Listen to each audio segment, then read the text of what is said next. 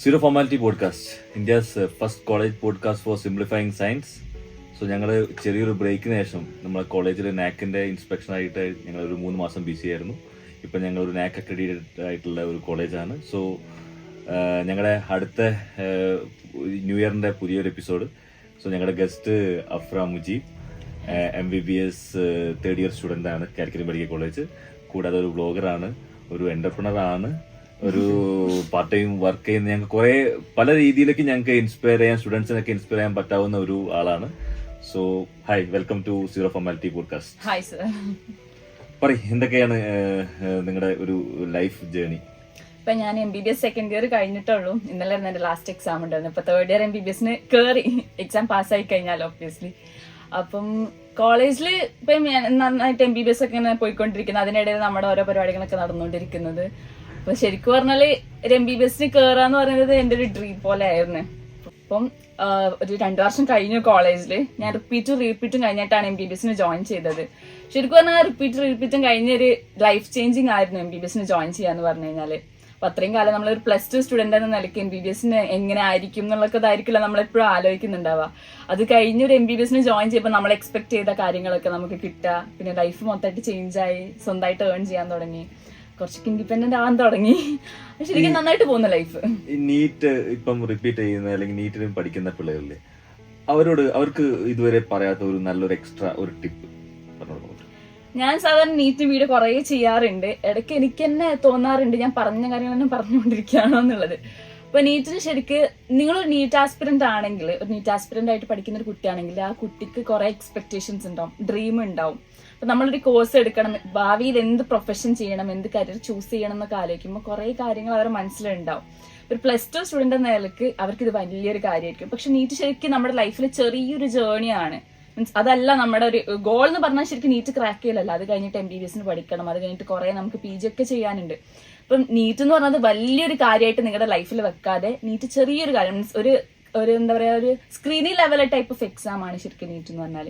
ഇപ്പൊ നീറ്റ് എഴുതാൻ പോകുന്ന ഒരു കുട്ടി ശരിക്കും ആലോചിക്കേണ്ടത് ഇത് എനിക്ക് ചെയ്യാൻ പറ്റാവുന്ന കാര്യമുള്ളൂ. നോർമലി ഒരു +2 പഠിക്കുന്ന കുട്ടികളെല്ലാവരും ക്രാക്ക് ചെയ്യുന്ന ഒരു എക്സാം തന്നെയാണിത്. അവർക്ക് അത് ക്രാക്ക് ചെയ്യാൻ പറ്റുന്നുള്ള ഒരു കോൺഫിഡൻസ് അവർ ഉണ്ടാക്കിയെടുക്കാൻ വേണ്ടിയിട്ട് ഫസ്റ്റ് ഓഫ് ഓൾ നിങ്ങൾ ഒരാളുടെ പ്രഷർ ഇല്ലാതെ പോവുക.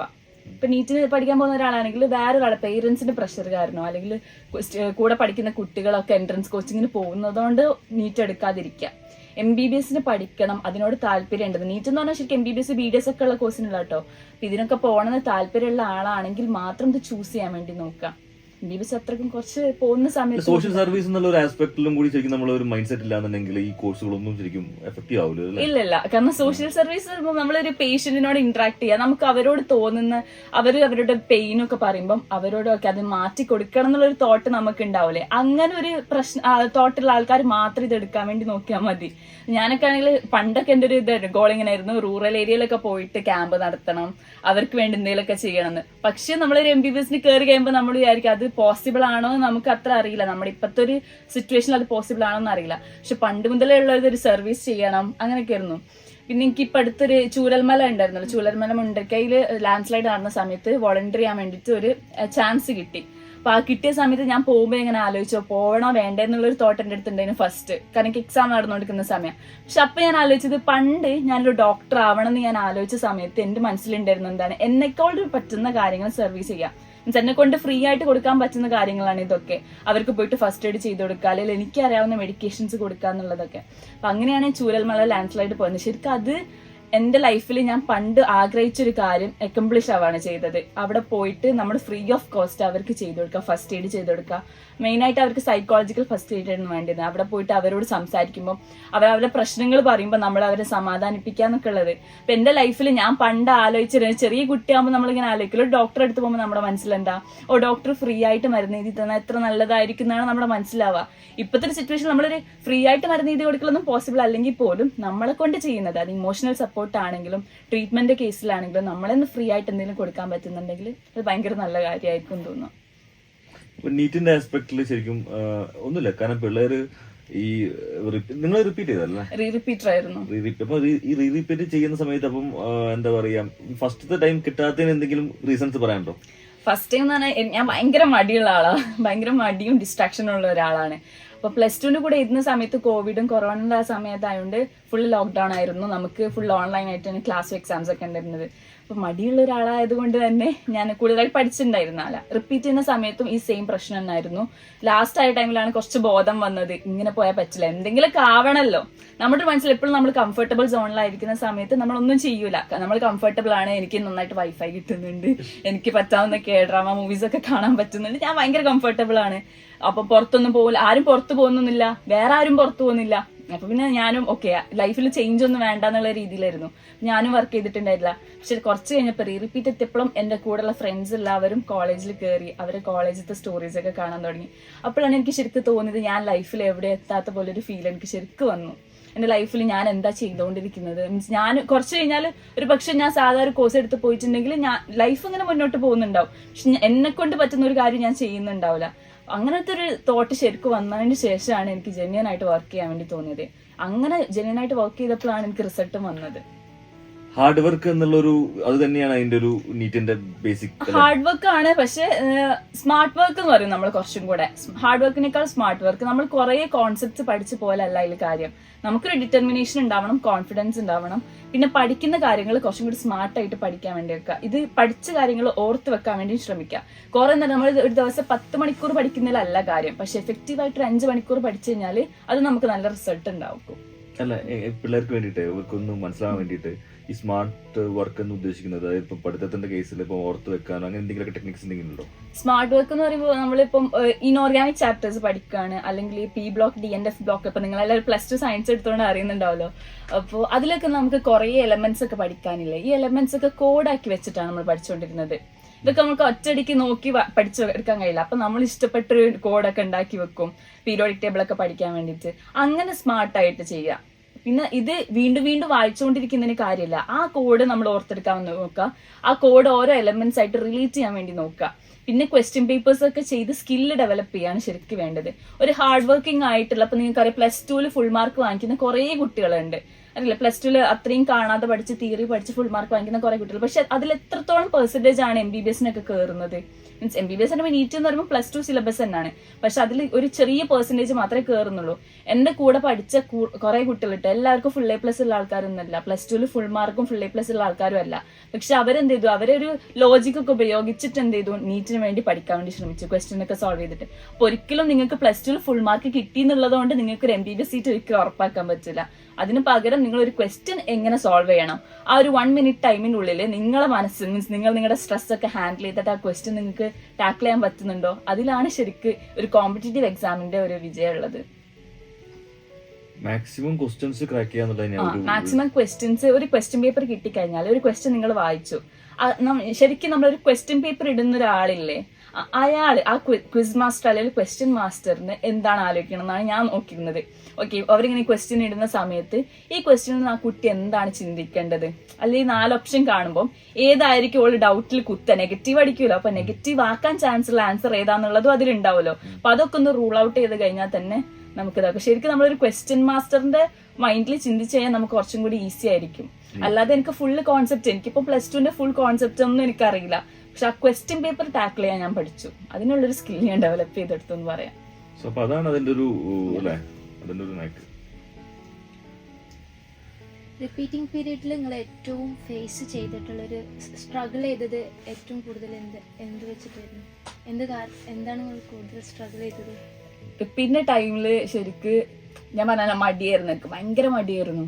അപ്പൊ മടിയായ സമയത്ത് നമ്മൾ രാവിലെ എണീച്ചു കഴിഞ്ഞാൽ ഇങ്ങനെ വിചാരിക്കും, ഇനിയും ഒരു 5 മാസമല്ലേ നീറ്റിന് വേണ്ടിയിട്ട്, അപ്പൊ ആ നീറ്റിന് വേണ്ടി 5 മാസം ഉണ്ട്, അപ്പൊ ഞങ്ങൾക്ക് അടുത്ത നാളെ മുതൽ പഠിക്കാൻ തുടങ്ങാന്നുള്ളൊരു കോൺസെപ്റ്റ് ഉണ്ടാവും. പിന്നെ വിചാരിക്കും ഇനിയിപ്പോ 1 മാസം ഉണ്ടല്ലോ, അപ്പൊ ലാസ്റ്റ് മാസം പഠിക്കാന്നുള്ളത്. നമ്മൾ എത്രത്തോളം ഇത് നീട്ടി വെക്കുന്നോ അത്രത്തോളം നമുക്ക് പ്രശ്നങ്ങൾ കൂടിക്കൊണ്ടിരിക്കുകയുള്ളൂ, നമുക്ക് കോൺസെപ്റ്റ് തീർക്കാനും പറ്റൂല.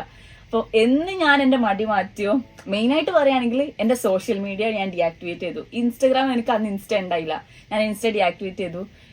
എല്ലാവരും കുറെ ആൾക്കാർ വിചാരം ഞാൻ യൂട്യൂബ് പണ്ട് മുതലേ തുടങ്ങിയിട്ടുണ്ടെന്നാ. നീറ്റിന്റെ സമയത്ത് എനിക്ക് അന്ന് യൂട്യൂബേ ഇല്ല, ഞാൻ യൂട്യൂബൊക്കെ ഡീആക്ടിവേറ്റ് ചെയ്തു. കാരണം എന്ന് നമ്മൾ ഷോർട്സും റീൽസും കണ്ടു തുടങ്ങുന്നോ അന്ന് മുതൽ നമ്മൾ അറ്റൻഷൻ സ്പാൻ കുറഞ്ഞുകൊണ്ടിരിക്കുക. ഇപ്പൊ 1 മിനിറ്റിന്റെ ഷോർട്സ് കാണാൻ തന്നെ നമ്മൾ ബുദ്ധിമുട്ടാറുണ്ട്. ഒരു അര സെക്കൻഡ് കഴിഞ്ഞാൽ 30 സെക്കൻഡ്സ് കഴിഞ്ഞാൽ നമ്മളിങ്ങനെ വിചാരിക്കും ഇനി ബാക്കി എന്തായിരിക്കും എന്നുള്ളൊരു തോട്ട് നമുക്ക് വരും. ആ 30 സെക്കൻഡ്സ് നമുക്ക് അറ്റൻഷൻ സ്പാൻ ഉള്ളൂ. ആ ഒരു അറ്റൻഷൻ സ്പാൻ ഇമ്പ്രൂവ് ചെയ്യാൻ വേണ്ടിയിട്ട് നമ്മൾ ശരിക്കും ഷോർട്സ് റീൽസ് നമ്മുടെ ലൈഫിൽ തന്നെ ഒഴിവാക്കേണ്ട അവസ്ഥ ആണ് ഇപ്പോട്ടോ. ഇപ്പോഴത്തെ സമയത്താണെങ്കിലും ആ സമയത്താണെങ്കിലും റീൽസ് ഭയങ്കര ഫേമസ് ആയിട്ടുണ്ടായിരുന്നു. ടിക്ടോക്ക് ഒക്കെ ആ ഒരു സമയമായിരുന്നു. അപ്പൊ അതൊക്കെ നിന്ന് ഒഴിവാക്കുന്നു അന്ന് നമ്മൾ കുറച്ചും കൂടി പ്രൊഡക്റ്റീവ് ആയിരിക്കും എന്നാണ് എനിക്ക് തോന്നുന്നത്. എന്റെ ശരിക്കും മടി എന്ന് പറഞ്ഞാൽ ഈ ഡ്രാമ മൂവീസിലൊക്കെ ഞാൻ ഭയങ്കരമായിട്ട് ഇൻവോൾവ് ആയിരുന്നു.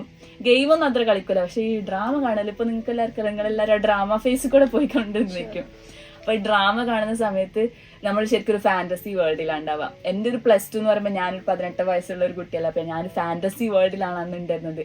പക്ഷെ ആ ടൈമിൽ എനിക്ക് മനസ്സിലായി ഇനി മുന്നോട്ട് ഈ ഫാന്റസിയിലൂടെ മുന്നോട്ട് പോയാൽ എന്റെ ലൈഫ് എവിടെ എത്തില്ല എന്നുള്ളൊരു തോട്ട് എനിക്ക് വന്നു. അന്ന് മുതൽ ശരിക്കും വർക്ക് ചെയ്യാൻ തുടങ്ങി. മടിയാണ് മെയിൻ ആയിട്ടുള്ള പ്രശ്നം. എന്ന് നമ്മൾ മടി മാറ്റുന്നോ, നമ്മുടെ കംഫർട്ടബിൾ സോണിന് പുറത്തേക്ക് വരുന്നോ, അന്ന് ശരിക്കും നമ്മൾ വിചാരിച്ച കാര്യങ്ങളൊക്കെ നടക്കും.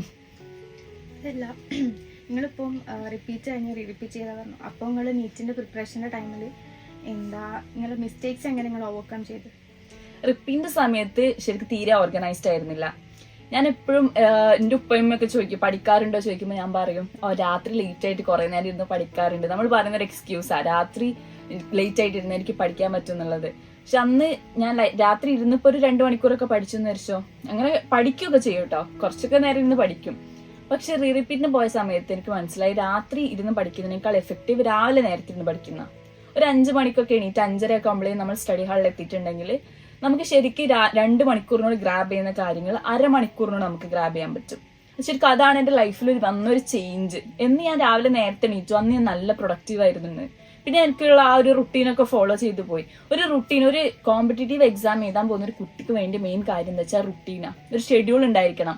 എന്താണ് നമ്മുടെ വീക്ക് സബ്ജക്ട്, സ്ട്രോങ് സബ്ജക്ട് ഏതൊക്കെയാണ്, അത് നിങ്ങൾ ടാക്കിൾ ചെയ്യാൻ വേണ്ടി നമ്മൾ തന്നെ ഒരു പ്ലാൻ ഉണ്ടാക്കണം. വേറൊരാൾ പറഞ്ഞു തന്ന പ്ലാൻ ഉണ്ടാക്കുമ്പോൾ നമുക്ക് മെയിൻ ആയിട്ട് 2 ദിവസം അത് ഉണ്ടാവുള്ളൂ.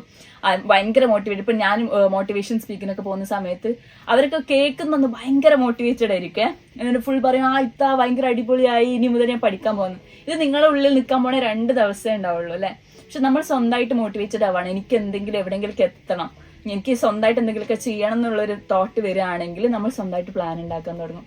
ചിലപ്പോൾ കുറെ ആൾക്കാർ വിഷൻ ബോർഡ് ഉണ്ടാക്കിയിട്ടുണ്ടാവും, ന്യൂ ഇയർ റെസൊല്യൂഷൻ ഒക്കെ ഉണ്ടാവില്ലേ. നമ്മുടെ ഉള്ളിൽ നിന്ന് വന്നതാണെങ്കിൽ നമ്മളത് ചെയ്തെടുക്കാൻ വേണ്ടി ശ്രമിക്കും. വേറൊരാൾ പറഞ്ഞതാണെങ്കിൽ അയാൾ പോയി നമ്മൾ പിറ്റേന്ന് കിടന്നുറങ്ങി എണീറ്റാൽ തന്നെ നമ്മുടെ വിഷൻ ബോർഡും റെസൊല്യൂഷനൊക്കെ പോയിട്ടുണ്ടാവും. അപ്പൊ സ്വന്തമായിട്ടൊരു പ്ലാൻ ഉണ്ടാക്കി തുടങ്ങിയ പ്ലാൻ ശരിക്കും കുറച്ചും കൂടെ എഫക്റ്റീവ് ആകാൻ തുടങ്ങിയ. ആദ്യമൊന്നും മാർക്ക് കൂടിയിട്ടൊന്നുമില്ല കേട്ടോ.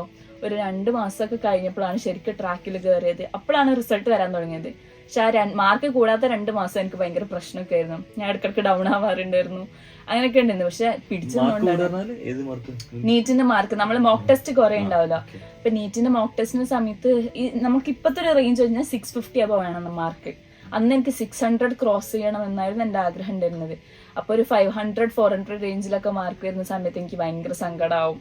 എന്താ ചെയ്യേണ്ടി, ഡൗൺ ആവും, ഞാൻ ഇതിന് ശരിക്കും വോത്താണോ, എനിക്ക് അതിനുള്ള കഴിവുണ്ടോ എന്നൊക്കെ ഞാൻ വിചാരിക്കും. അപ്പോൾ പക്ഷെ അതൊക്കെ കഴിഞ്ഞ് ഞാൻ വർക്ക് ചെയ്യുന്നതിന്റെ റിസൾട്ട് ശരിക്കും എനിക്കൊരു 2 മാസം കഴിഞ്ഞതിന് ശേഷം വന്നത്. റീറിപ്പീറ്റിന്റെ ടൈമിൽ പിന്നെ ഫോണൊന്നും ഇല്ലാത്തതുകൊണ്ടാട്ടോ മെയിൻ ആയിട്ട്. എനിക്ക് ഫോൺ ഒന്നും ആക്സസ് ഉണ്ടായിരുന്നില്ല. ഉണ്ടായിരുന്നെങ്കിൽ ഞാൻ ഇപ്പൊ റീൽസ് നോണ്ടി എവിടെയെങ്കിലൊക്കെ ഇരിക്കുന്നുണ്ടോ. അത് ശരിക്കും പറഞ്ഞാൽ നമ്മുടെ ഒരു ഫോണ് ശരിക്കും ഒരു പ്രശ്നമാണ്. ഇപ്പത്തെ ഒരു ലൈഫ് സിറ്റുവേഷനിൽ ഒഴിവാക്കാൻ പറ്റില്ല കേട്ടോ. അപ്പൊ നമുക്ക് എന്താവശ്യം ഉണ്ടെങ്കിലും കോളേജിൽ എന്താവശ്യം ഉണ്ടെങ്കിലും നമ്മൾ ഫസ്റ്റ് ചോദിക്കുക ChatGPT-നോടാ. ChatGPT ഇപ്പൊ ടൈപ്പിംഗ് കൂടി മടിയായിട്ട് നമ്മൾ ഹെഡ്സെറ്റ് കുത്തിയിട്ട് ChatGPT സംസാരിക്കും. Please give me information about this drug എന്നൊക്കെ പറഞ്ഞിട്ട് ലൈക്ക് നമ്മൾ ഫുൾ അങ്ങനെ ഹെഡ്സെറ്റിൽ ഉപയോഗിക്കണേ മതി. അത്രയും നമ്മൾ ഡെവലപ്പ് ആയിട്ടുണ്ട്.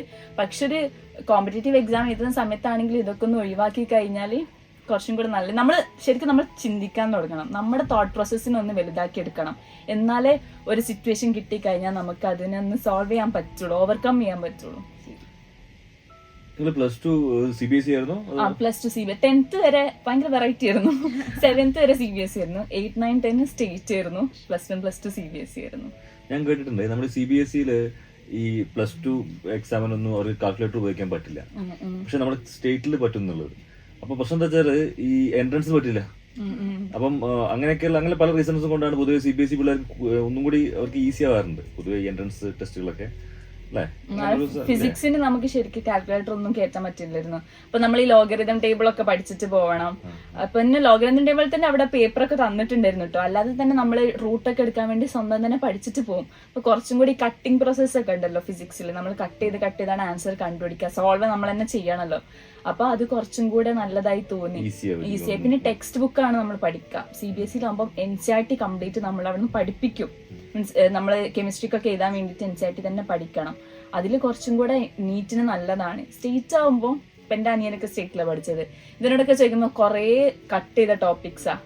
ഇത് ഫോക്കസ് പോയിന്റ് എന്ന് പറഞ്ഞിട്ടുള്ള, ഫോക്കസ് ഏരിയ എന്ന് പറഞ്ഞിട്ടുള്ള, ഫോക്കസ് ഏരിയ ഇത് മാത്രം പഠിച്ചു പോകുന്ന ഒരു കുട്ടി എൻട്രൻസ് ചെയ്താൽ മുമ്പ് നല്ലോണം കഷ്ടപ്പെടും. കുറച്ച് കാര്യങ്ങൾ ഫോക്കസ് ചെയ്താന്ന് പറഞ്ഞിട്ട് അതിൽ നിന്ന് മാത്രം നോട്ട്സ് ചോദിച്ചു, അതിൽ നിന്ന് മാത്രം എക്സാം നടത്തി എല്ലാവർക്കും ഫുൾ മാർക്ക് അങ്ങനെ കൊടുക്കുന്നതിന് ശരിക്കും ഒരു കാര്യമില്ലാതായി. കാരണം അവിടെ നമ്മൾ ചിന്തിക്കുന്നില്ല, നമ്മുടെ സ്വന്തമായിട്ടുള്ള ഒരു ഇൻപുട്ടും ഔട്ട്പുട്ടും അവിടെ ഇല്ല. എല്ലാം നമ്മൾ ആരെയും സ്പൂൺ ഫീഡ് ചെയ്തിരുന്നു. പണ്ട് പറയുന്നത് CBSE ആണ് സ്പൂൺ ഫീഡ്, സ്റ്റേറ്റ് മറ്റേ നമ്മൾ സ്വന്തം പഠിക്കണം എന്നായിരുന്നു. പക്ഷെ ഈ കൊറോണന്റെ സമയത്ത് എനിക്ക് ശരിക്കും എന്റെ അനിയനെ വെച്ച് കമ്പയർ ചെയ്യുമ്പോൾ, എന്റെ സിലബസ് വെച്ച് കമ്പയർ ചെയ്യുമ്പോൾ അവിടെ ശരിക്കും ഒരു സ്പൂൺ ഫീഡിങ് ടെക്നിക്ക് പോലെ തോന്നി. നിങ്ങൾക്ക് തരുന്ന ഫോക്കസ് ഏരിയയിൽ നിന്ന് മാത്രം ക്വസ്റ്റ്യൻസ് വരുന്ന പോലെ ആയി. എന്നിട്ട് എല്ലാവർക്കും ഫുൾ മാർക്ക് കൊടുക്കുന്ന ഒരു കോൺസെപ്റ്റ് വന്നപ്പം ഈ കുട്ടികൾക്ക് കീമില് റാങ്ക് വരുന്നുണ്ട്. കാരണം കീമില് നമ്മുടെ +2 മാർക്ക് വെച്ചിട്ടാണ് കൊടുക്കുന്നത്. പക്ഷെ എൻട്രൻസ് ആണെങ്കിലും നീറ്റിലാവുന്ന സമയത്തും റാങ്ക് നല്ലോണം കുറയാൻ തുടങ്ങി. പിന്നെ കുട്ടികൾക്ക് എന്താ, എനിക്ക് ഫുൾ മാർക്ക് കിട്ടിയതാണല്ലോ, എനിക്കെന്താ നീറ്റ് കിട്ടാത്തതെന്നുള്ളത്, അവർ ആ ഡിപ്രഷൻ ഫേസിലേക്ക് പോയി. ബാക്കിയുള്ളവരുടെ അടുത്ത് എത്തുന്നില്ലല്ലോ എന്നുള്ളത്. അപ്പം അതും ഒന്ന് ശ്രദ്ധിക്കേണ്ടത്. ശരിക്കും നമ്മൾ പഠിക്കുമ്പോൾ കുറച്ച് ഡെപ്തിൽ പഠിച്ചു കഴിഞ്ഞാൽ എവിടെയെങ്കിലുമൊക്കെ യൂസ് ഉണ്ടാവും. എന്തുകൊണ്ടാണ് ഒരു നീറ്റ് പോലത്തെ കോമ്പറ്റേറ്റീവ് എക്സാമിന് പ്രിപ്പയർ ചെയ്യുന്ന ഒരു കുട്ടിക്ക് മൈൻഡ് സെറ്റും ആ കുട്ടീൻ്റെ മൈൻഡ് സെറ്റും പ്ലസ് മെന്റൽ ഹെൽത്തും ഭയങ്കര ഇമ്പോർട്ടൻ്റ് ആണെന്ന് പറയുന്നത്? നമ്മൾ ഒരു എക്സാം എഴുതാൻ പോവാണ്.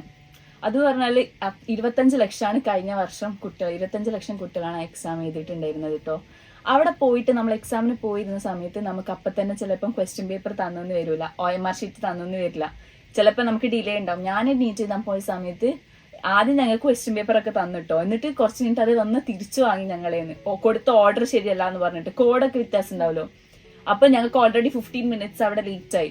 എന്നെ അപ്പുറം ഇരുന്ന് കിട്ടി. ഞാൻ അങ്ങനെ ശ്രദ്ധിക്കുക, ഞാൻ റിപ്പീറ്റ്. അപ്പൊ എനിക്ക് ഭയങ്കര എക്സ്പീരിയൻസ് ഉള്ള പോലെ ഞാൻ ഇരിക്കണം. ഫസ്റ്റ് ചാൻസിൽ എഴുതി, സെക്കൻഡ് ചാൻസിൽ എഴുതി, കോൺഫിഡന്റ് ആയി. കാരണം ഇതൊക്കെ നമ്മൾ കുറെ കണ്ടെന്താന്നുള്ള പോലത്തില് പോയിരിക്കുന്നത്.